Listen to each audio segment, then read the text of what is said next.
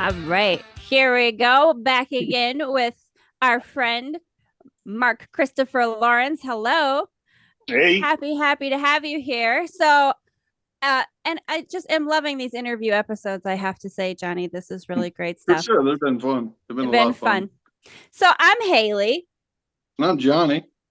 and this is Mark Christopher Lawrence, and this all is day, going every to day. be Johnny, Johnny, Haley, Haley, Mark, Mark, Day Day of of Fun. Fun. Super excited to have you back. Sure. So, can we ask, how has filming been? You did say you're only half sleep deprived, so not terrible. Not terrible. Are you still on site, um, working on stuff, or are you back home or on the road No, we're working. I'm heading to Texas to Texas? Okay. for Brown County Comic Con. Oh Oh, yes, I nice. did see that you had a post about that. Very Yeah, cool. We'll get this one out before that. That's what, the 17th to the 19th, you said? yeah, and bringing back Christmas will start streaming on 17th. Oh, Okay. look at Very that. cool. What a perfect day for you to line that up. So Very cool. we did want to jump into that. So for your bringing back Christmas, because we were watching the trailers and checking it out. So let's start there with the bringing back Christmas. Give us Sure. give us your how would you present it to the audience and describe the movie? Well, bringing back Christmas really brings us back to Christmas and what it's all about. It's not about commercialism and all that. It's a sort of like It's a Wonderful Life. You know, Yeah. where Okay. there's a guy who has a life altering experience that thinks he's about to check himself out, and an angel appears and says, "Look, there's people that have worse problems than you," and she transports him to see some of those people, and it happens to be the Virgin Mary and Joseph.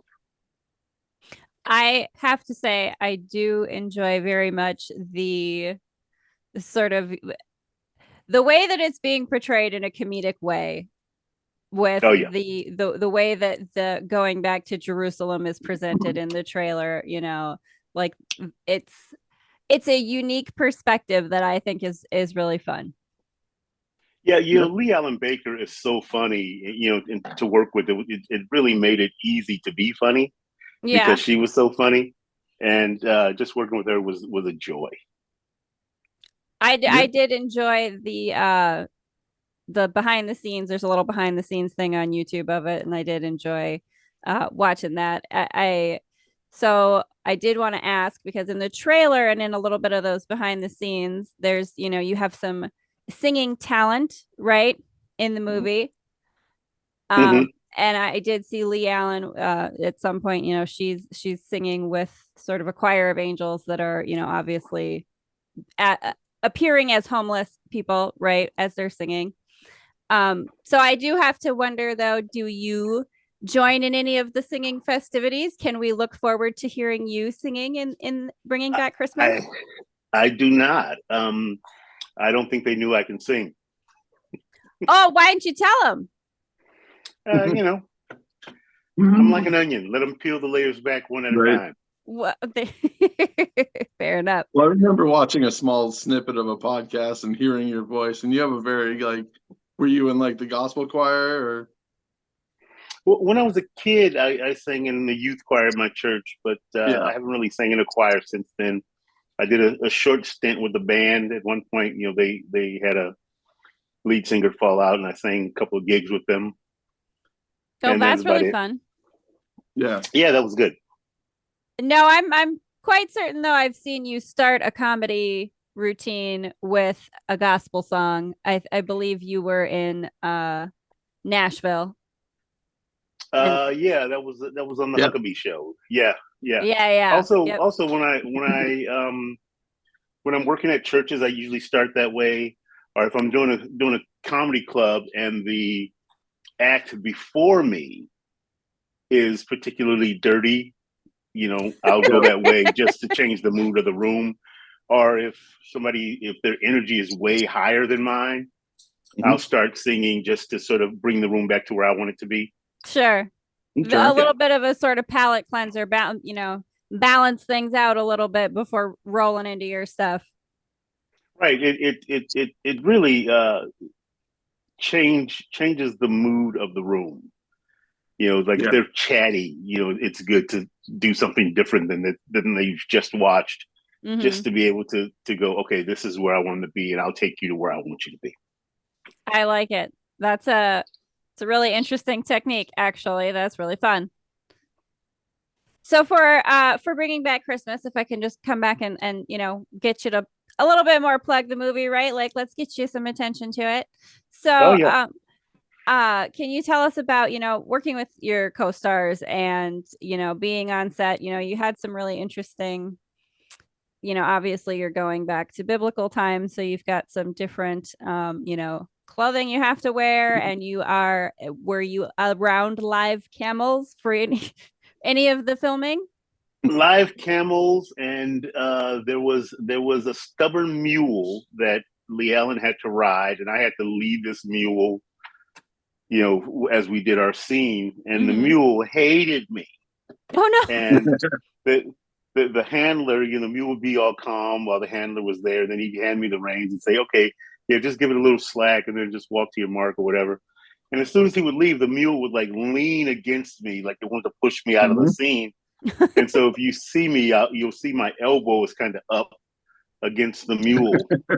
And so, after about 3 hours of that, the next day, my body felt like I had been working out all day the day before. Yeah. If you're fighting a mule, yeah, I imagine that's a workout. That's pretty good. And at one point, I remember saying, "This is why there's the phrase stubborn as a," and everybody said, "Mule." That's good. That's great practice for you, though, so that, when you get on Dr. Dolittle 6, like we said last time, we thought you should, you're just getting used to working with live animals for when that opportunity comes around. Yeah, I don't know that I ever want to work with a mule again. Are you all set? I'm going to put that in my rider. No mules. No. You're right. There you go. I've done it once. Maybe a donkey. Just go for the really nice ones, like a really cute Pomeranian, get the really nice fluffy animals, a bunny. I like cats. There you go. Just get you a good evil character who has a cat, right? Yeah, there you go. There you go. I love it. Have you worked with any animals that made you like super nervous? Like any big animals that could, potentially just make you nervous to be around? No, I think the mule was the biggest animal I've ever worked with. Okay.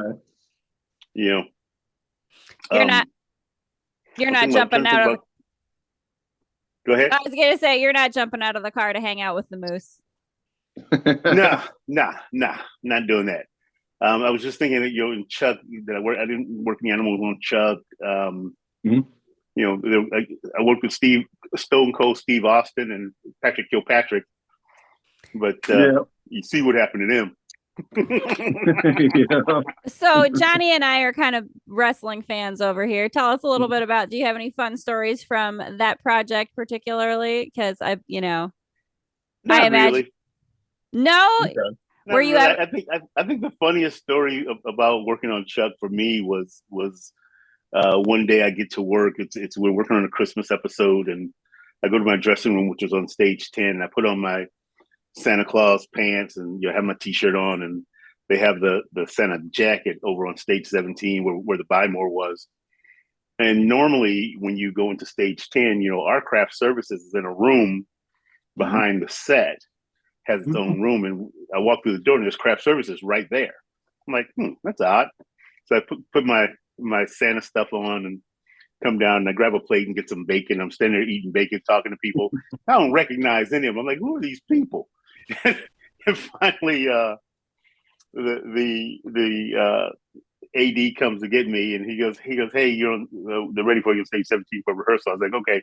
And as we walk towards stage 17, I said, I'm eating this bacon, and I go, why is craft services right there in the door instead of in its room? And he goes, because it's not our craft services. The stage was rented out to somebody else today. So now whenever he talks to me, he'll send me a text, "Hey, steal any bacon yet lately?" Whatever. Hey, you know what? Bonus bacon for you. Good for you, I say. Exactly. You know, bacon is life's blood. And who was going to try to tell Santa he couldn't have bacon? Exactly.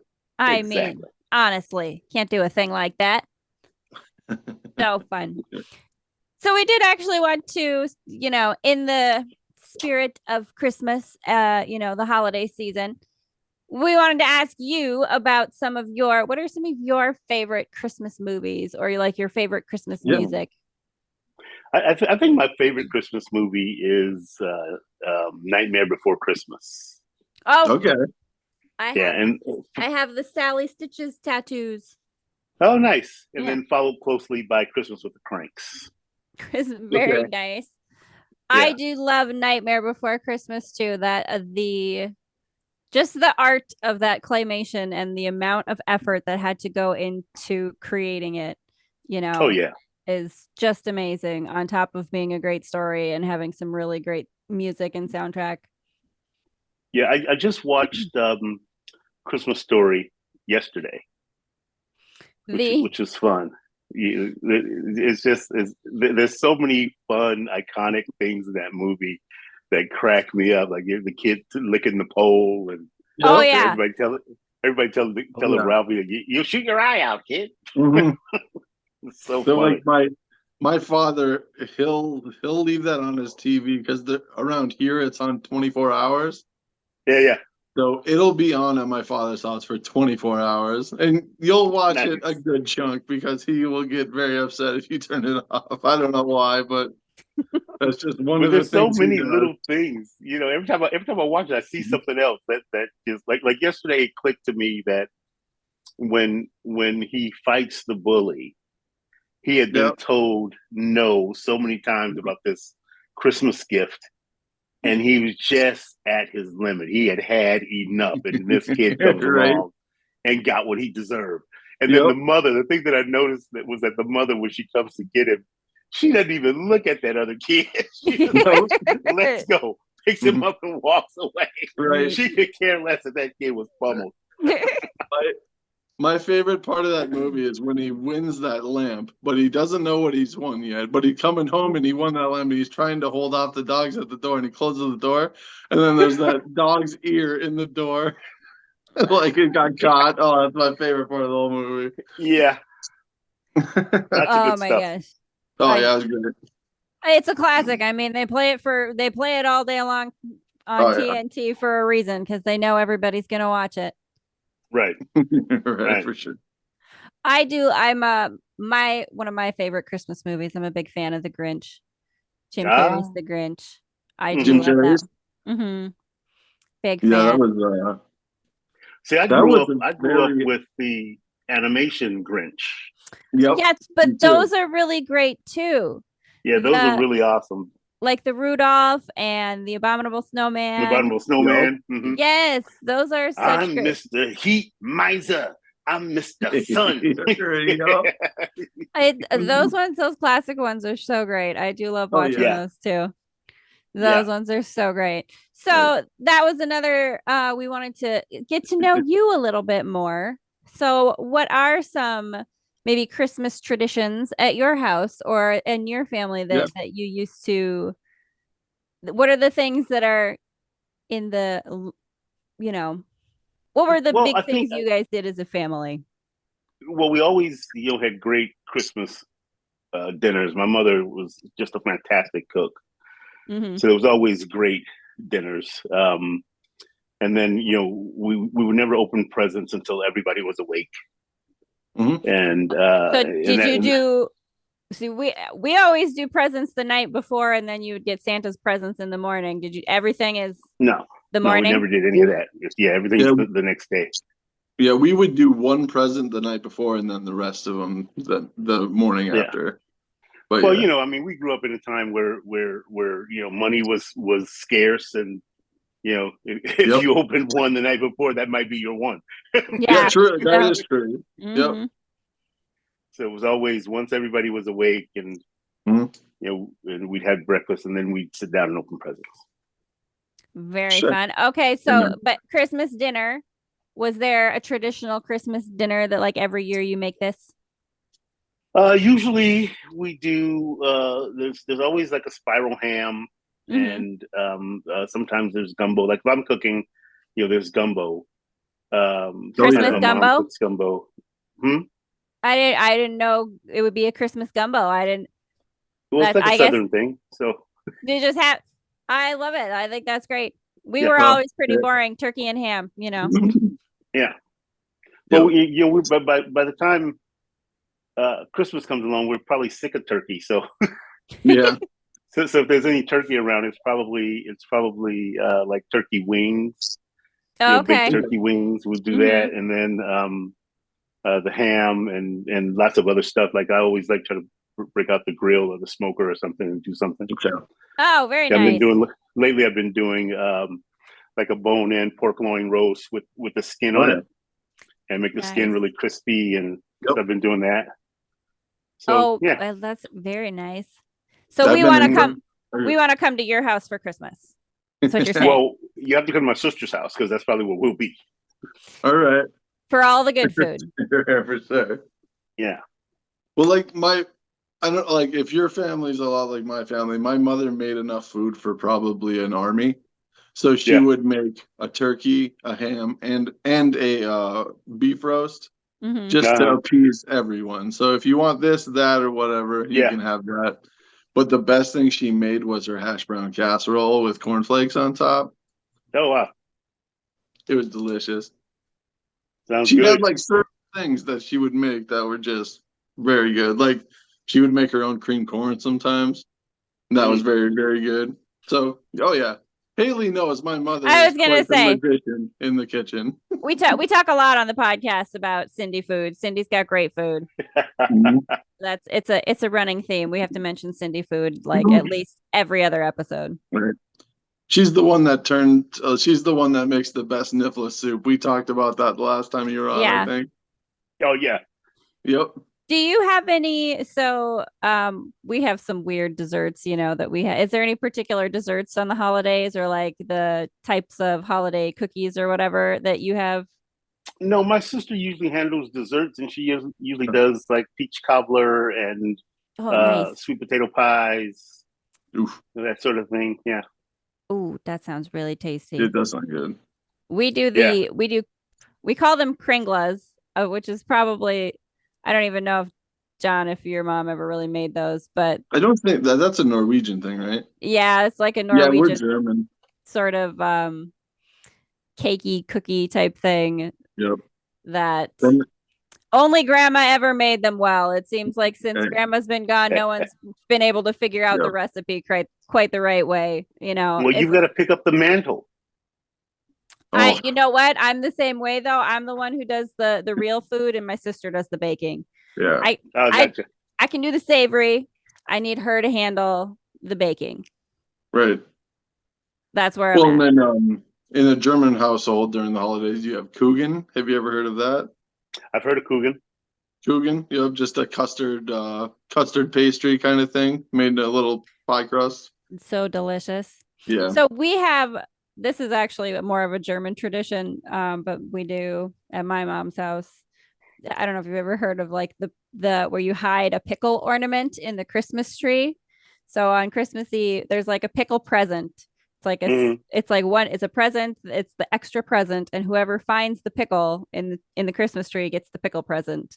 So like there's an extra mystery present that if you find the pickle in the Christmas tree, you get it. Oh, interesting. Mm-hmm. The old German tradition. That would be a fun thing to do. Yeah, what was a typical pickle present though? Like what was it? Was it a big item? Was it a small item? It was usually something everybody could. It was usually like a game that we could all play, or something anybody could have fun with. So basically, everyone could. It was inclusive. Okay, yeah, I got you. So here's a question that I also wanted to ask, just for more getting to know you. What was your favorite present that you ever got as a kid? Like the most memorable present you got? Rock'em Sock'em Robots. Yes. Oh, so cool. And in fact, I wouldn't mind having one of those now. Oh yeah. I would absolutely. That's a fun conversation that I would actually love to have. Some old school toys that you would love still as an adult would still be super stoked to open on Christmas. Yeah, well, obviously, Rock'em Sock'em Robots. I For think sure. if we could get a big one, a grown man size one, a big wheel, That because when I was a kid, by the time big wheels came along, I was too old for it. But it's something that I would have loved to have. there somewhere in the world someone has to make big wheels for adults. Yeah, That has to be a thing. that would be fun.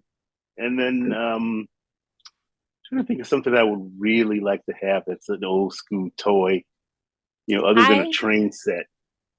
Ooh, train sets are fun. Train sets are cool. My neighbor he and I would build a train set every year for his kids. We just add to it. Like it started off, it was a piece, the size of a piece of plywood, 8x4. And so we built the whole thing and put like the town together. And so every year we'd add to the train set for them. And so by the time they got to be, I guess, like junior high school, that thing covered their whole garage. That's awesome. That is a massive train set. That is pretty impressive. It was huge. It was huge. Yeah. That's super fun. I love that. I only just recently found out that, so my sister has what light brights are now, which is like, those little tiny square, like itty bitty things. But when I was a kid, the light brights looked like the old, tube TVs, right? Because they had a light bulb in the back. Yep. And my sister told me we didn't have one of those light brights as a kid. Like I was like, yes, we did. We had. And then I remembered, oh yeah, you're 4 years younger than me. Maybe by then mom got rid of it because I used to melt the pegs on the back light bulb until the light bulb would explode. I thought that was fun.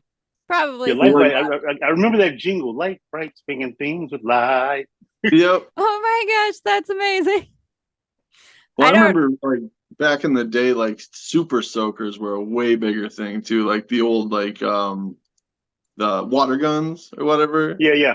I think I was in high deal. school or college when that came out. Well, yeah. But like I remember kids meeting up in the park, 20 kids at a time, and we would have this water park. Because we lived in a small town with not much to do. Right. So that was something to do for an hour, Before the internet, you had to play water outside. Balloons. Water balloons too, yep. Yeah, we did water balloons because there was no such thing as super soaker back then. Yep. Well, I would say like my most memorable present was probably a bicycle because like my family didn't have money and that was a big deal for them to like make a purchase like that. And a bicycle was a big deal to us because that was before like kids just sat in the living room and played video games. We actually went out and did stuff. We would ride out of town on our bikes. So having a bike was a huge deal in my hometown. If you didn't have a bike, you didn't have freedom basically in the summertime. Like you were stuck. I had one bike. I was I think I might have been like 6, and that was the only bike I ever got for Christmas. Well, I take that back. Christmas at the Crank sent me a bike when I was an adult. But at 6, I think I got a bike, and my mom was very strict. It's like she tell you go outside, but don't leave the street. And so this one time, I get on my bike, and there's a carnival. My elementary school was about 10 blocks away, and this carnival was another 3, 4, 5 blocks away, and you cross a major intersection. And so I hear that this carnival is over there. Everybody's going, and I couldn't go, but I get on my bike and I ride over there. And this kid tried to take my bike. Oh, geez. And so now I got to fight to keep my bike. Yeah. At 6? And yeah. There's these 2 kids that were trying to take my bike, and I remember the bigger one hitting me, and I'm holding the bike. I wouldn't let him have it. And then one of my older brother's friends saw what was going on. He came over. He says, "Okay, he'll fight you guys one at a time."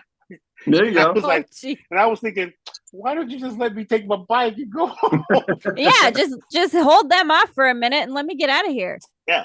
So I ended up having to fight, the bigger kid first, and so I'm fighting this kid. And back then there were like soda cans were 10 as opposed to aluminum, and they had like a hard rim around it. And I get this kid on the ground, and there's a can right there, and I remember grabbing the can and cracking this kid in the head with it. and then my brother's friend sees all this blood. He goes, "Hey, just go home. Just get on your bike and go home." Yep. Well, why didn't you let me go home in the first place? Right. Exactly. Should have let me just go home. And then I'm crying all the way home. And thinking, my mom's gonna kill me. That bike got stolen. Yeah, I can hear it now. That you'll remember the next time you get a bike. Oh yeah, for sure. Man, that's some intense trauma right there, having to fight for your bike at 6. Oh, yeah. All you want to do is go to the carnival. But I was hard-headed. I should have been over there. I should have stayed home. So stay home, kids. Right. For sure. Let your parents tell you. You got to start making some age, you're rebellious. So what are you going to do? Yeah. That would make a really great short film, though. I think I think that would be a really great story that you could, work with that a little bit and have. I just think I can see it in my mind, have it be set in the time that it was, and I think that could be a fun short film. Interesting. Thanks for the idea. Maybe we'll get that done. I would get it rolling. Sure. I don't know if there's anything I could do to help, but happy to if I can. Otherwise, happy to just share it out when it's ready. We're happy to tell everybody. I dig it. My favorite present when I was young, same reason that it was, kind of a big deal because they were expensive, was I got some really nice rollerblades when I was a kid, and I was super excited. And I got they got me the helmet and the elbow pads, which it turned out I needed because I fell down a lot. Yeah. I was injured for a good couple of weeks that following summer when I was, outside trying to learn how to be better at it. Yep. It's funny to me that Rock'em Sock'em robots are more of a thing for me than the bike. Yeah. I mean, it's a classic. They're super fun. I feel like kids' toys today are so safe. They're kind of boring. Yeah. And you have to consider we grew up in very different places. Yes. So I grew up in a town with less than probably 700 people, and you could take your bike 5 miles out of town and no one would bat an eye at it because it's just whatever. As long as you're not getting in trouble, parents gave you a long leash. But where you grew up, it's a little bit. Things happen a little bit more often, so you got to be a little bit more. Well, when we first moved to Compton, we were the second Black family on our street. Yep. Oh, really? It was all white then, and then by 1974, all the white families had moved out, and it was predominantly Black, and now it's predominantly Hispanic, but it's starting to gentrify. Oh, that's interesting. Yep. Isn't that? I do find that fascinating, just how geographical locations change like that over time. I mean, especially when we're in a place where, again, very small towns and things like that don't really shift over time where we're at, because nobody's trying to rock the under 1,000 population towns we grew up in. For sure. I like to make the joke that, wherever you are, if you walk into a Walmart, you're shopping with more people than live in the town I grew up in. Yeah, pretty much. And it's pretty accurate. So what's one of the best spots to eat at in Compton? What do you got? In Compton? Yeah. Like from your childhood, like neighborhood spots. What was the best thing in your neighborhood? Well, DNA barbecue at the time, when I was a kid. There were these two ladies that worked at McDonnell Douglas Aircraft with my mom. And they always had these barbecues, and everybody would say, "You guys should start your own place," and they finally did. And it was fantastic, and so I think that was, growing up, that was my favorite place to go. That and Sizzler. There used to be a Sizzler right around the corner from us. Yeah, mine. When I was you can eat salad bar. Woo. Oh yeah, man! All you can eat is a big deal, man. I remember going to buffets when I was a kid. All you need for $10, all you can eat was a big deal. But I would say probably the biggest. Well, in my neighborhood, it was a small town restaurant, but it's called the L&L restaurant. And we used to go there as a kid and get gravy fries, just fries with brown gravy. That was our thing. In the winter, it warmed you up, it filled you up. It was good. I'm trying to think. I remember being on the road in my 20s, and I can't remember if it was Seattle or if it was Canada. But they were like, "Well, do you want fries?" I was like, "Yeah." So I got fries, and come to the table, and there's gravy on them. And I was like, what's that?" And they're like, and the girl said to me like I was like I was an alien. She said, "That's gravy." Yep. What do you mean? What's that? I was like, "Yeah, I like my fries without the gravy." For sure, like if you're not expecting it, I would be a little bit like, what's going on here? Yeah. It probably was Canada because like poutine, who knows? They probably just put gravy on everything. I finally had poutine the December before the pandemic started. I was up in Canada working with Leland Clausen, who's very funny, and I finally had poutine, and I wasn't impressed. I wasn't impressed. It wasn't your favorite. I have to be honest. As much as I do, I put gravy on everything. I'm all about it. I support that, but I don't know what it is about the seasoning or what. But I've also had poutine, and I'm just like, I'm not quite about it. Yeah, I guess there's different kinds, but maybe the one that I had was, starter level. But I was like, the gravy itself wasn't great. I'm like, it's not like gravy that I would want to have like on dressing, on stuffing with turkey. It was like this gravy was just bland. I was like, I agree. I can kind of taste the flour. There was not enough, like, I don't know, is that a salty American food kind of thing? Is that our taste buds? Maybe. Yeah, probably. Give me more, like the Colonel has 11 herbs and spices for a reason. Right. And 9 of them are salt, but that is absolutely correct. But we love it. Oh, I love it. Absolutely. That's one that we can add maybe to the cooking show that we will create. Bobby Flay, if you're listening, we would like to Americanize poutine so that our salty palate. So we can all get some poutine recipes that we come up with for our cooking show. Yeah, we could do an episode where we're all cooking poutine, and I do like poutine 3 ways. Get real fancy with it. It'd be tiny little portions, but it'd be 3 ways. I love it. You know what? It'd probably be a hit at some fancy restaurant somewhere to have itty bitty little poutine 3 ways. Like someone's gonna steal that idea from you. You'll be traveling, doing comedy somewhere, and it's gonna happen.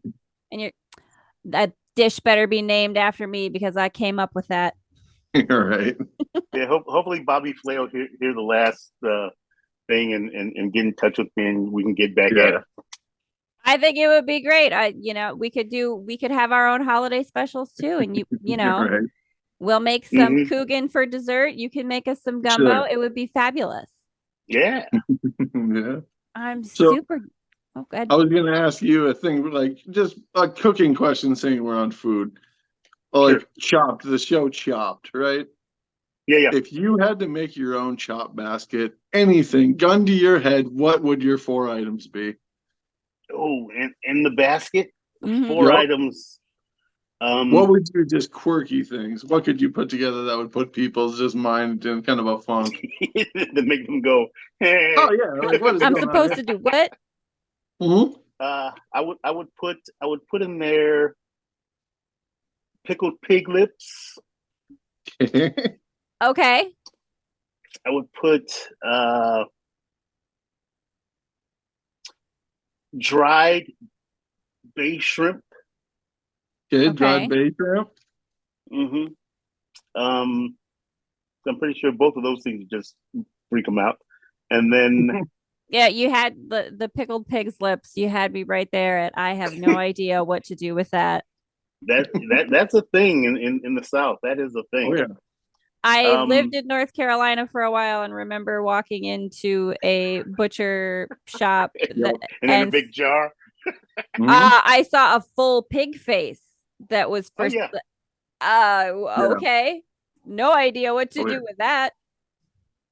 Yeah, I think the other thing I'd put in there would be something really sweet, like choco flan cake, Oh, okay.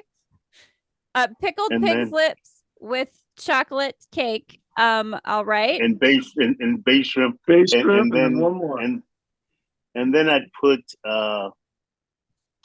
cactus cooler soda Okay. Cactus. I don't think I know what because that is, but it was a great sort of when I was in high school. It was like the thing our student store sold the most. Cactus Okay. cooler. It was kind of an orange pineapple kind of soda, Okay. Was and it it's like still a around. punch? Was it like a punch or like a sparkling soda or something? Yeah, it was like a sparkling soda. It's like in a Okay. can, and it's still around. You can still find it. It's almost like a Cactus Fresca cooler. almost. Or was Uh, it? sort of, kind of, but more of Okay. orangey, Okay. more of an Like orange pineapple kind of taste. Yeah. okay, cool. I don't All right. know if I don't know who you would have to get to cook something out of those four ingredients that I would not be afraid to eat. I'm gonna I don't know how you would put those all together. That's I Well, think that I mean, well, he asked for wild things out of my Oh imagination. yeah, I want to hear the wild. I want to hear what you would think of just to put in there, just so people think, just question their careers more or less. Right, right. I have a friend who was on Chopped, and he won the barbecue segment, Okay. and he's in New York now. Boots. Okay. He does a white barbecue sauce, like with the Alabama kind of sauce, okay. but it tastes exactly like his red sauce. And the Oh, first time weird. I had it, it he served it with avocado fries, and my Okay. mouth. I put it in my mouth, and my mouth was like, "Whoa!" Because you expect it because it's white. I was Yeah. expecting sort of maybe a ranchy kind of taste, but Yeah. it tastes exactly like his regular barbecue sauce. It was amazing. I That's like that. interesting. Messes with your mind a little bit and you get some Yeah, delicious food. I'm Yeah, with it. because I get what you're saying. I absolutely. mean, you would think it's like a buttermilk or something kind of Yeah, sauce, you know? yeah, and The it Midwest, just throws your mind. I was gonna say the Midwest isn't shy with their ranch condiments. The white, Right. well, that's pretty much the white sauce around here. No, I was gonna say it's either that or that like country fried steak type of gravy. So Mhm. one or the other that my Well, brain would be expecting. but country gravy's so good. Yeah. Oh, it is. It's I That and love it. biscuits, oh, delicious. I think you should work for Chopped. I think you should be one of the ones who's coming up with the baskets of strange. with the wild basket. I How think so. fun would that be? I think that you have given a perfect resume that you are fully capable of filling that position, and many blessings to whoever tries to make something wonderfully delicious out of the strange ingredients you put together. For sure. Good luck. Absolutely. I think if they really want to stump them, call Mark Christopher Lawrence. He will help you with a basket of ingredients that will make all of them, like John said, question whether or not they should be chefs anymore. Yeah, I mean, yeah. I would say like that or Gordon Ramsay will do the same. He'll make you question your career. Right, right. It's like Paul Ogata. He's a comedian that Yeah. makes me question, Oh yeah. why do I call myself a comedian? Yeah. Well, that's a common thing with comedians. They'll just like you'll have to follow somebody and it will make you question everything in your life. You know what I mean? There's always those heavy hitters that you'd never want to follow, but you have to. That builds you as a comedian. Well, Paul is like every time I see him, that he goes so seamlessly from comedy to crowd work, and it Yep. looks like it's all one thing, and it's like wow, I'm not even a comedian. I'm doing TED Talks. Right? There's nothing Well, wrong with that. yeah, I was gonna say that's kind of an interesting thing in comedy nowadays because everyone thinks that heckling is like a mandatory kind of part in it. You know what I mean? It's just become more of the regular. And I Yeah. don't agree with it, but like people seem to want to be a part of the production a little Hmm. bit more nowadays. How do Yeah, you deal with and that? me, Do it's like when I'm working, it's like I like to do my stuff because I'm the one up at 3 a.m. writing it. And if Mhm. you try to help, I try to help you stop. Yep. That's fair. Yeah. That Hmm. It's like is because I remember there was a comedy club in town here in Moorhead, Minnesota. It's a town just over the river from Fargo, and they had a comedy club in a hotel. And every comedy show I went to, there was heckling. It never failed. Like people just, but I don't understand it because like it's just become something that people think they have to become part of it. You know what I mean? Like they're gonna Right. get a comic. It's like, come on, he does this for a living. You're not gonna show him. You know what I mean? That's in their head, Exactly. and then they usually trip on their feet. But yeah, I was just wondering, like, how you deal with that in your comedy stuff, or do you even get that much? I mean, there seems to be certain people that get it like more and more, but you Yeah, know, I get it occasionally, and when it happens, usually I'll give you a jab, yep, and if that doesn't stop you, then I hit you with just the biggest line I can think of, and then if that doesn't stop you, then I stop my show and I do 5 or 10 minutes on you. yep, okay, Yeah, like you want to just be a part of it? Okay, here we yep, go. yeah, And pretty then much, and the terrible thing is like because I could be really mean when I'm doing it, so yeah. I have to try to do it from a space of love, which is really hard to do when somebody's interrupting your Yeah. act. Well, well, yeah, because this is your job. You know what I mean? It's where you get paid, so Hmm. it's kind of hard to. I'm sure it's a hard pill to swallow if somebody won't let you do your thing. well, and Yeah, it's well, it's like also having to do it on the fly. You don't, Yeah, it's not like you get to plan for that. So you're having right. to adapt yeah. in the moment. Mhm. Well, I mean, there's some things that I've planned to say, to give you the jab and then the good hard punch. Yep. But then after that, then it becomes about me seeing you and breaking your character down based on what you look like Yeah. Which is Well, like, fair because that's and or what you said. yeah. Well, you just want them to have enough humility to admit that they're messing up a show. And Yeah. what something people need to understand is this isn't Netflix. That person is 5 feet from you. He can hear you. You know what I mean? Like you're not Exactly. watching this on a television. well, and you're not watching Exactly. it at home by yourself. There are other Yeah. people in the audience who came here to enjoy the show, and Right. you know they're The looking person, on stage for the person they paid to see, not the yeah, the person person, who's over there like still trying to order a Hmm. Michelob. Like, right? The person on stage doesn't care how many beers you had. He's gonna call you out. You know what I mean? Well, then Doesn't there's matter. always that person that gets mad because you just Mhm. clobbered them, with words. And I'm going to tell you Yeah. right now, don't run up on stage on me. No, no, don't do Don't that do with it. anybody. It's has not going that to work out for you. has that ever Yeah. happened? That seems way out of line to me. But is that something you ever Well, had to people deal do. with? I've never had to deal with it, but Dave Chappelle, the guy ran up on stage on him Yeah. at the Hollywood Bowl. Um, it happens a lot. Lately, it's happening more and more to comics, and I'm just telling you, don't do it. Yeah.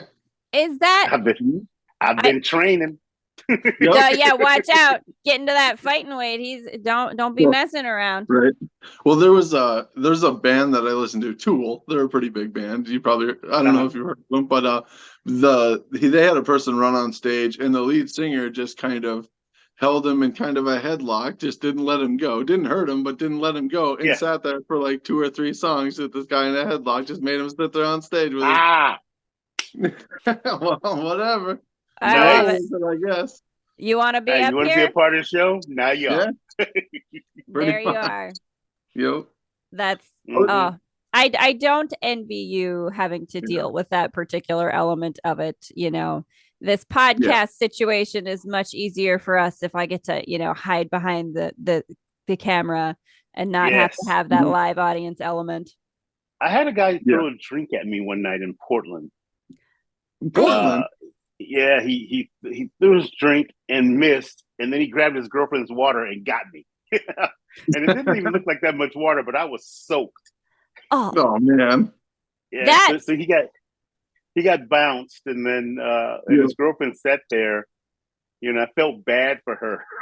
It's like, that's your guys. Yeah. I mean, and I don't know, in that situation, would I also leave out of embarrassment, or would I sit there in defiance, like, okay, if you're gonna act like an idiot, I don't have to miss the show. Right. Yeah. Exactly. Why do I have to, like, whatever, you go out there. I don't care how you get home. Forget it. Yeah. Yeah. I think the last thing I said to her, I said, well, that's my time. I said, with the guests coming out, and I said to her, I said, you can do better. Oh, but you know what? Listen, you never know if maybe she just really needed to hear that. And so that's how, she needed to hear it from a voice that would get through to her. So you might have just helped her a Right. whole lot. You never know. Yeah, hopefully. Right? Tell those people you need a role model. There you go. Yeah. So I was gonna ask you one more question I have is, why do you work clean? Because comics seem to have a choice. Either you're gonna work, squeaky clean, or you're gonna throw a little bit of dirt on it, or you're gonna work full tilt nasty. Like, how do you come up with, have you just always been clean in comedy, or? Yeah, well, I started in 11th grade. I was living in my mother's Okay. house, so there was no being dirty because That's true. inevitably somebody would have seen me and told her. And you'd have been in trouble. I get And that. then I get that. then there would have been trouble, and had to see her disappointed face. And then also Robin Harris, who was really a fantastic comic, and the Black Comedy Act Theater in Leimert Park, people would come to see him. He hosted the show. And Okay. people came to see him. They, anybody else on the show was just a bonus, but they came to see him.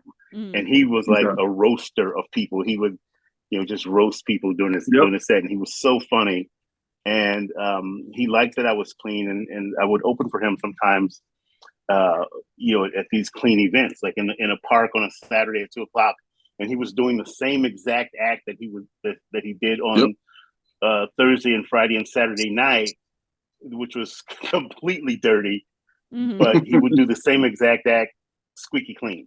And he said to me, because I noticed it, and I said, Robin, I said, that's like the same stuff. He goes, yeah.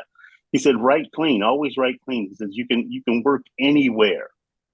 Yeah. And it's true. It's like, I do a lot of churches. In fact, I'd rather do churches than anywhere else. So if your churches are out there, he says, if you have a joke that's dirty by premise, there's no way of cleaning it up. Yeah. But if you have a joke that's clean, if you have to, you could dirty it up. He says, but usually if it's a clean joke, you don't have to dirty it up. It'll work no matter where you work. Right. And in a church, you don't have to worry about too much heckling unless the Mogan David's flowing a little too much. But I had a kid heckle me at church one day.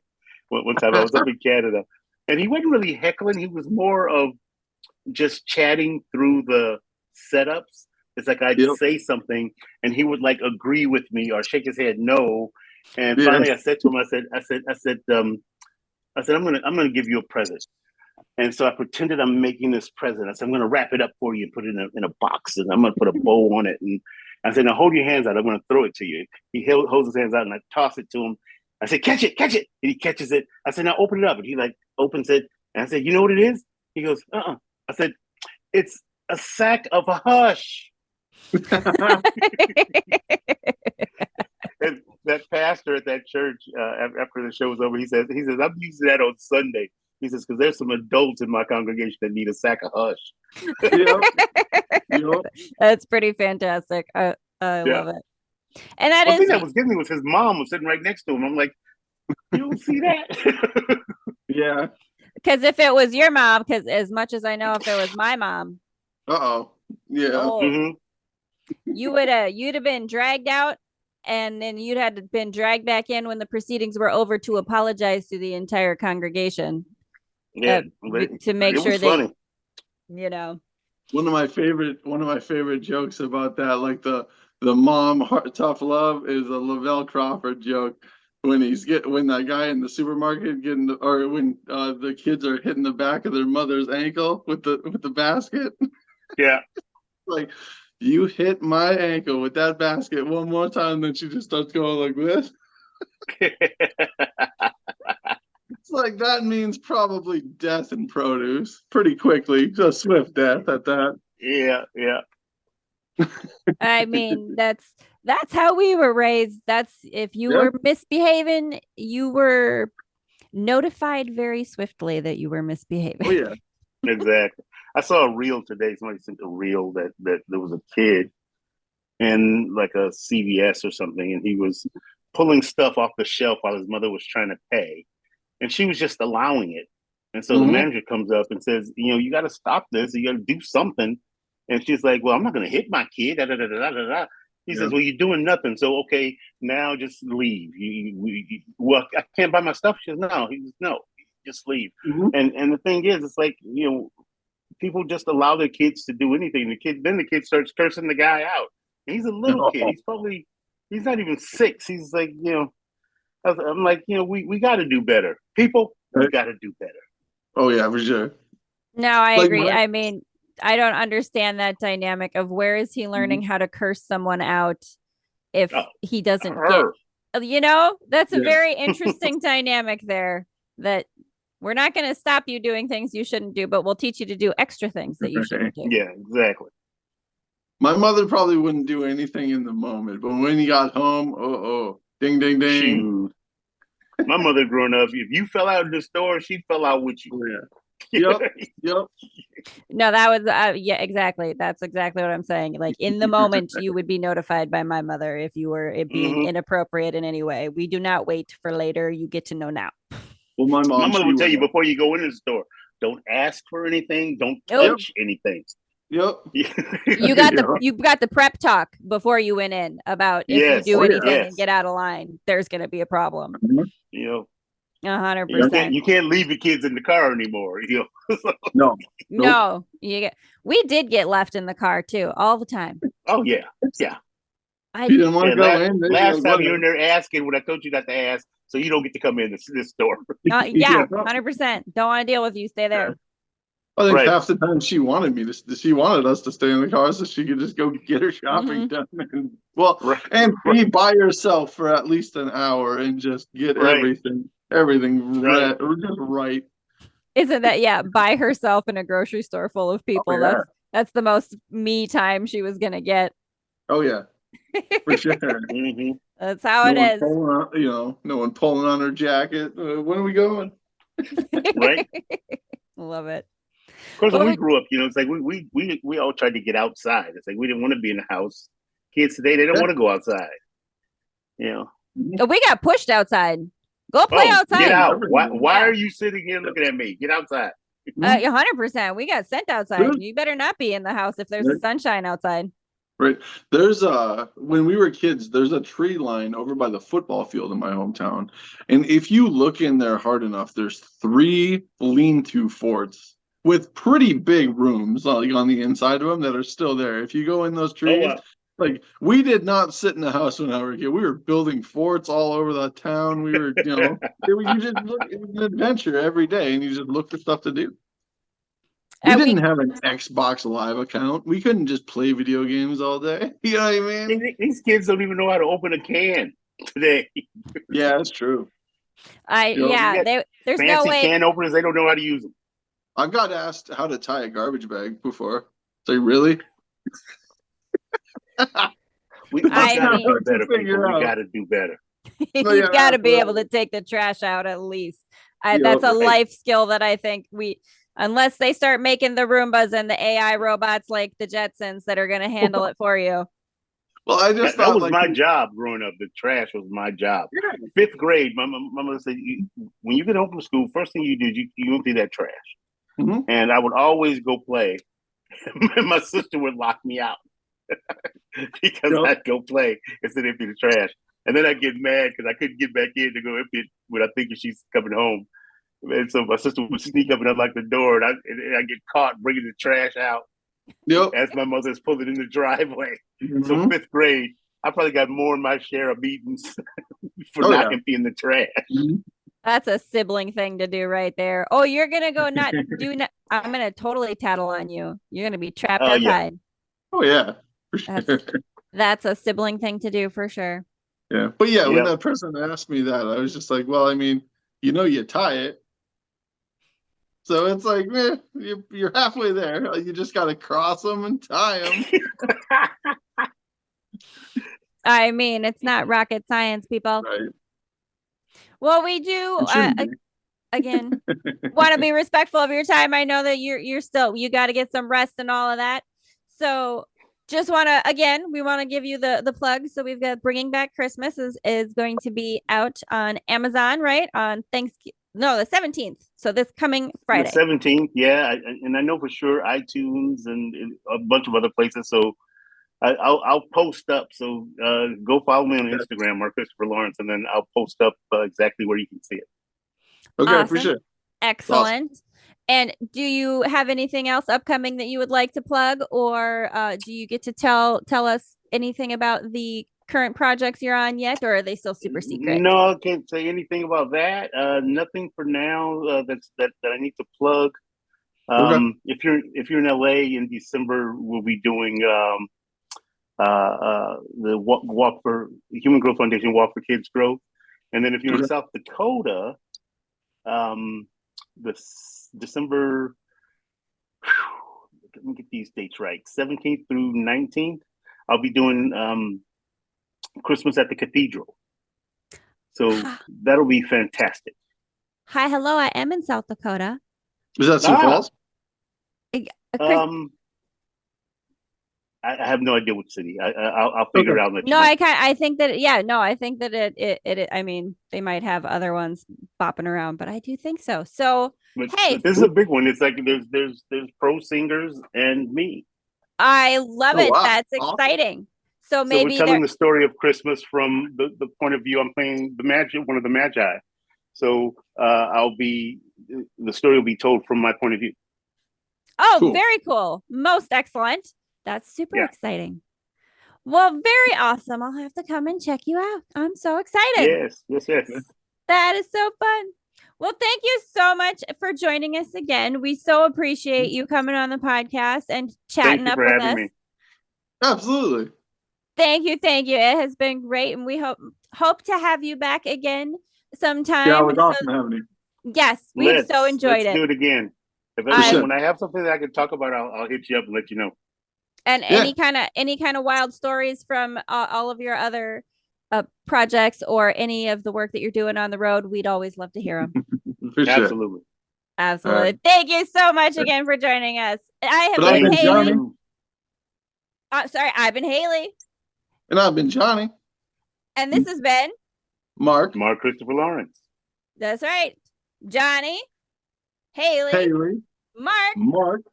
Day of fun. Thanks all for listening. Go join our Patreon, patreon.com/Jonny Haleigh DOF, and do check us out on TikTok and Instagram at the same handle. Thanks for listening, everybody. Peace. Yep, take care.